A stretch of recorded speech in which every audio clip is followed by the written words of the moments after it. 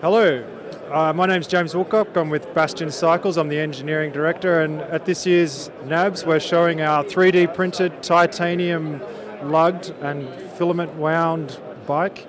We're launching this road platform as a lead product for Bastion Cycles, and we're doing some cool stuff on this bike, like at the back end over here on the dropouts we print right in the threads for the through axle, and we can do custom text into the parts. It's completely customizable. It doesn't cost us any more to do a standard size or a custom size because all the lugs are 3D printed, so customers have complete flexibility with what they want to do in the geometry.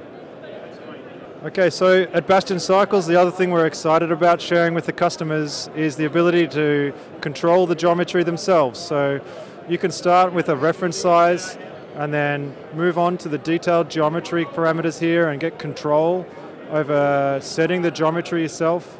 For example, head tube angle, you can dial yourself exactly what head tube you want, and this is going to change the geometry of the bike. And we can see down here we're designing this bike relative to a steering factor and response factor, and you can compare that to other bikes on the market. Like you go to Cervelo and a Specialized tarmac, so you get an idea of some of the decisions you make in the geometry, how they're going to play out on the road.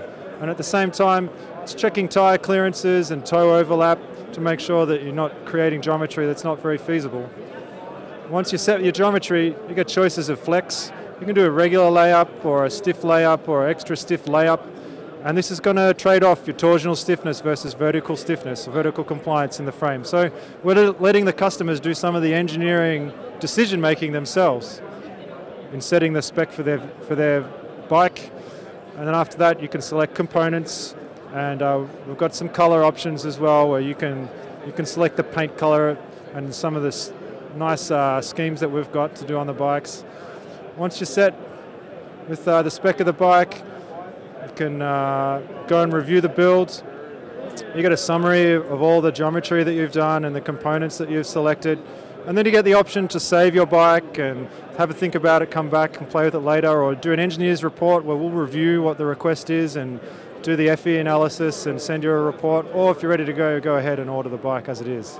One more cool feature that we're launching on this bike is the hidden DI2. So just in the seat post here, we're hiding the junction box and the battery with this little 3D printed holder.